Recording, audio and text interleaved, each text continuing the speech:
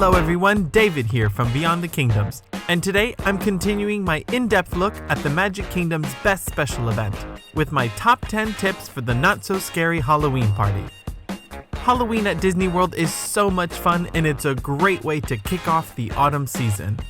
But as many of you know, the Halloween party is very popular, and it's always best to show up with some insider knowledge in your back pocket. So I hope these tips will prep you and your family attending the event so that you can have a great experience. So let's jump right in.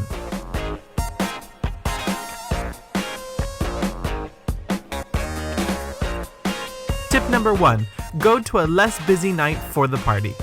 Selecting the right date to attend Not So Scary is crucial, and it will make a big difference to your experience. Now I know that for most of you, you're limited to school schedules for the kids and work days for the adults. But if you have some flexibility, I can easily say that the earlier you go, the less busy it will be. The closer to Halloween you attend the party, the busier it gets. And another good way to select a date is to go off of the price. Disney introduced a tiered pricing structure a few years ago, and now it's easy to see that the cheaper dates are more likely to be the less crowded nights. And judging from my personal experience, Tuesday nights in the month of September tend to be the quietest nights to attend the party, therefore the best. I would avoid the Friday and Sunday nights as much as possible because this is when a lot of the locals go. But if you can't avoid the weekends because of your work or school schedule, I would at least try and avoid the parties around the holiday weekends, such as Columbus Day. Tip number 2, plan your character meet and greet choices with your costume. There are almost 20 character locations at the party, and it's very difficult to choose which ones to do because they are all very popular. Once I've selected a costume I'm going to wear, I make a plan to meet the equivalent character to get a great photo op. For example, one year my family and I dressed as characters from The Little Mermaid, so we naturally worked into our plan to meet Ariel and Eric. If you want a full list of characters available at the party, check out my review. I give you a full recap of all the character locations and which ones are the most popular. And yes, adults can wear costumes too, so this is a rare chance to get some great character photos. For a full list of costume guidelines for the party, I'll leave a link in the description below. Okay, tip number 3, my favorite tip.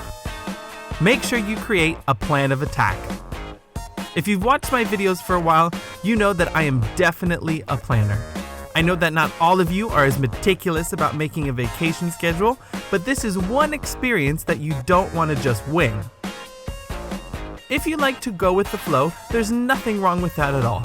But before you attend this party, give yourself a general rundown of what to expect and create a basic itinerary, or at least a list of priorities. I believe that since you're paying for an extra ticket to an event that only lasts a few hours, it's best to go with the plan. Now my next tip is easy to forget, but it's very important. Make sure you have a big late lunch. Again, because you have to pay extra for this ticket and there's so much to do, I don't like to waste time sitting down for a full meal during party hours. Therefore, having a good hearty lunch is a great way to jumpstart the night. Now this doesn't mean I don't eat during the party, because believe me, I do, but I stick to quick snacks during the evening hours.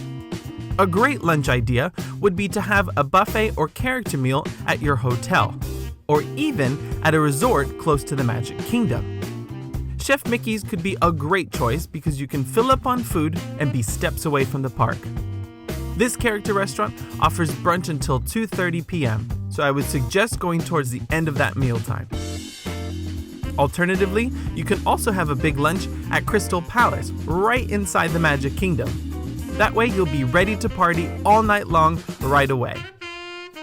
This restaurant offers lunch from 11:30 a.m. to 2:45 p.m. So this one could be good if you're an annual pass holder and entering the park extra early. And that leads me directly to tip number 5. Arrive as early as you can. Many people still don't realize that even though the party doesn't start until 7 p.m., you can enter the Magic Kingdom 3 hours before party start time. If you're entering the park with only a party ticket, you can arrive as early as 4 p.m.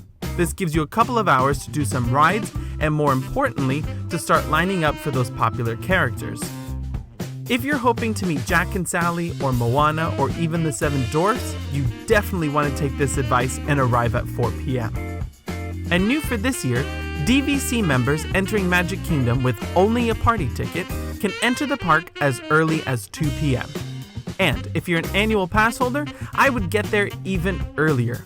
You can get a slight edge over everyone else. And remember, you can pick up a party wristband at various locations throughout the park. You don't have to do it at the entrance. Alright, next let's look at some attractions. One great feature of the party is that all of the attractions open throughout the night have extremely low wait times. If you watched my review, you know that I reported that at the middle of the party, only 3 rides had a wait at around 20 minutes. The rest were at 15 minutes or less. But some attractions are closed during the party, and that's because they're used as candy trails. So tip number 6 is to ride any of your favorite attractions that are closed during the party in that 4 to 6 p.m. time window. One in particular that I know is popular, yet closed for the party, is the Jungle Cruise. The entrance to this ride is a candy trail during the party, so that means it closes promptly at 6 p.m. on party nights. Most of the other closed attractions for the night are the animatronic shows and Enchanted Tales with Belle. So if you're hoping to experience these on the party night, do them early. But some attractions are worth waiting for later in the evening. This year, Disney has added a few enhancements to classic rides, but only one is really worth it in my opinion. So tip number 7 is to ride Space Mountain during the party. In the evening hours, this classic coaster gets even scarier. All the lights are completely shut off inside the ride. The Blue Star Tunnel, the lift hill, everything. It's pitch black inside Space Mountain, and it makes it even more thrilling. The best time to ride is either during the first parade or the fireworks. I rode this at about 10 p.m. and it was at a 15-minute wait only. Okay, we're at the home stretch now. Tip number 8, bring your own candy bag. One of the reasons I love the Halloween party a little bit more than that Christmas party is the candy trails. It is so much fun and quite unique to walk through some attractions and pick up some candy. As many of you know, my favorite trail is at PhilharMagic, and that's because after you get your candy, you can watch the adventures of Ichabod and Mr. Toad. And I guess this is one of the only places that I can still go trick-or-treating as an adult and have no shame about it. And remember, if the lines look a little bit long at the candy trails, they do move very quickly. But the best times to get candy is later into the night. Now, if characters are your priority, you know that you've got to line up early, especially to meet those popular characters. I tend to start my party nights with a character meet and greet. But there's another window of opportunity to meet characters with shorter wait times, which is tip number 9. Meet a character during the first parade or even the fireworks. Now, this is not really applicable to those heavy hitters like the Seven Dwarfs, but the characters with moderate wait times have a small dip in that 9 p.m. to 10 p.m. window. And this is because groups with really little ones try and score that first parade, just in case the kids fall asleep or get tired. So if you're a group that can keep going well into the wee hours of the night, use that first parade time to meet another batch of characters. And now we're at my final tip. Watch the final parade and the midnight showing of Hocus Pocus. That way you can experience smaller crowds. Now, I attended a very quiet night last week, and I managed to score a great spot for the parade just 15 minutes before showtime, right in the middle of the hub. And as soon as it finished, a wave of people started to leave the park, and that's when I scooted up to the very front of the castle stage to watch the last show of Hocus Pocus. This stage show is a must-see. It's one of the best aspects of the party, in my humble opinion. And I like to watch this midnight show because it helps me maximize my party time. All the rides and character meets close their lines off by midnight, so I do them earlier in the night and end with this. It's the perfect way to end a fun-filled night at the Magic Kingdom.